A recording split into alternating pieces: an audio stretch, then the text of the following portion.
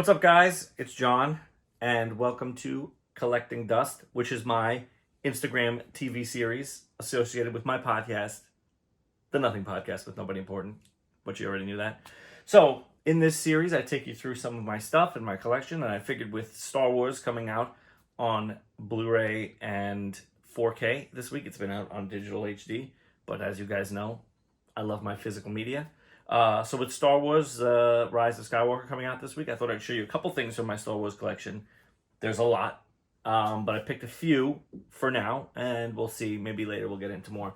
So this is my first piece. I love this piece. I've had it for a very long time. This is from the re-release of The Empire Strikes Back. I think it was in the early 2000s. This is from KFC, and it was a KFC toy that they gave you in the box.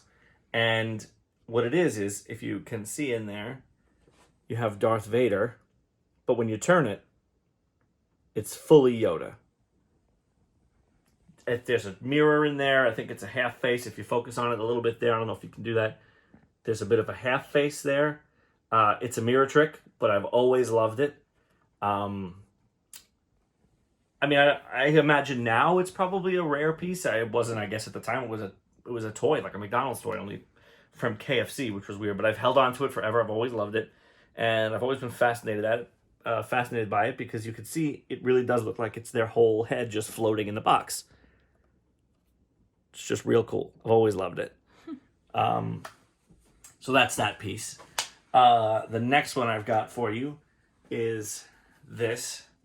Is C-3PO from the year was on here. It's gone now because it's old. This was, excuse me, this was from somewhere in the late 90s. It was a re-release. This is not from the original 70s and 80s.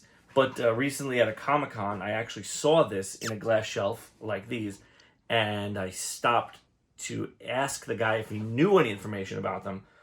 And because I have a few, I have Chewbacca, I have R2-D2, I think I have a Darth Vader. We came to the decision that they were from some sort of like Gund or Applause. They sold them in these little like standalone Hallmark kind of card stores. This one actually was broken at one point. I think we glued it back together. Yeah, if you look in there, his head was cracked. Dropped it and cracked the head.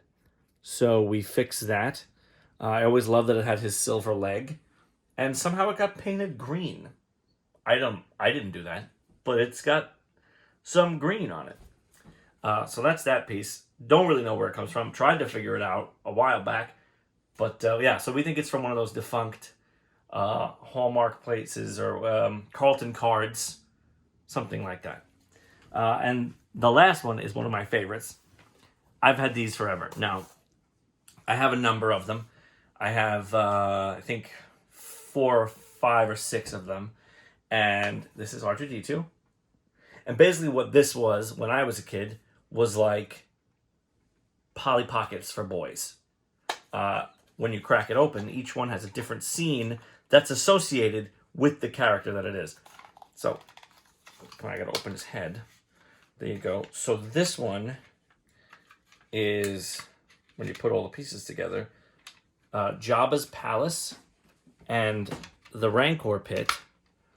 Right up here, there's a door, and when you slide this, it opens the door, or if it's just that old, the door opens on its own. And this is where Luke falls, and this is where the Rancor lives. And when you bring the door up, the Rancor comes through, and then you can, just like that.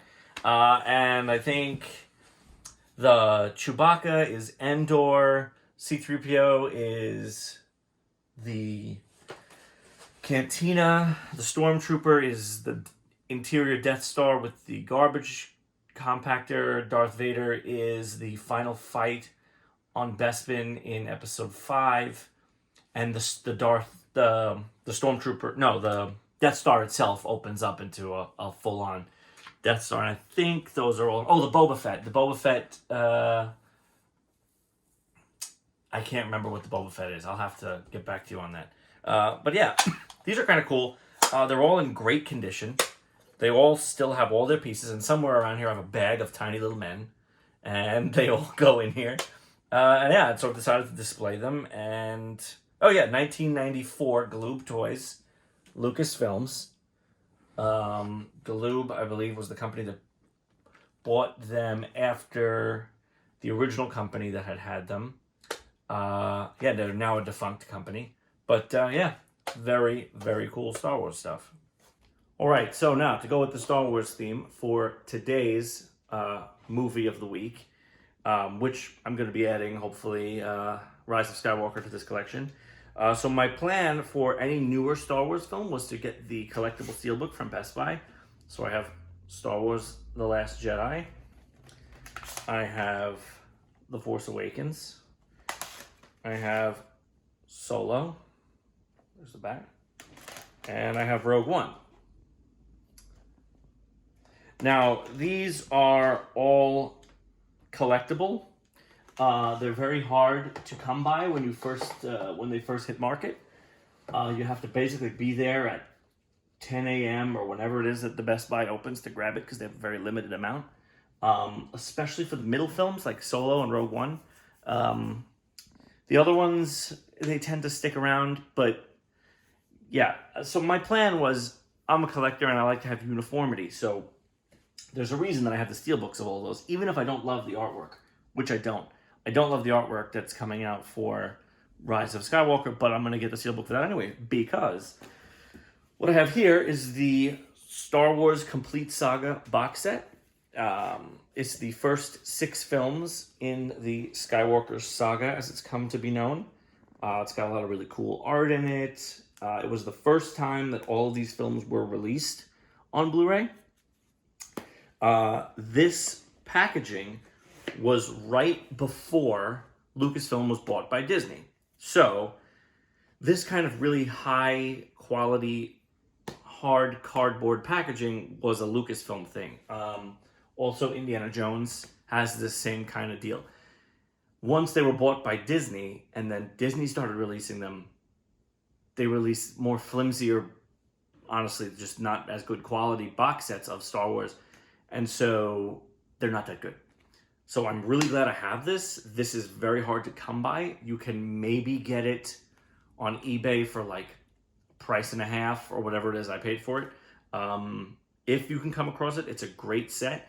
But my plan is to eventually be able to get all of them in one set together. Not the new one that's coming out because I don't like that. But eventually down the line, I'd like to get them all in one set. My thing is I collect steelbooks. So if I do eventually end up getting all the new Star Wars films in one set, I can get them without feeling like I'm getting the same thing because I have the steelbooks for the collection regardless, if that makes any sense. But that's my plan. Whatever's in my head works for me. So there you go. So that's that. We'll see you guys next week.